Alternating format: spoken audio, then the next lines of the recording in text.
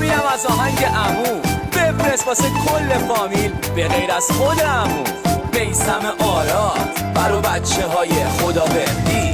عمو 10 سال ندیدیم همو ما خیلی دوست داریم ما تو فامیل بابام فقط با بابام رفت آمد داریم. آخه عمو با کاراش بد دلمونو شکسته ولی به قول بابام خدا جای حق نشسته. چی؟ میخوای بدشو بگی؟ نه ولی چرا عمو پول داره بابای ما چیزی نداره وقتی ازش میپرسم هم سر به سرم میذاره میگه ربطی به تو نداره. شعر عجیبیه. عمو جونم عمو دردت به جونم عمو لبات همش خندون عمو زمینا رو برگردون عمو زمینا رو برگردون.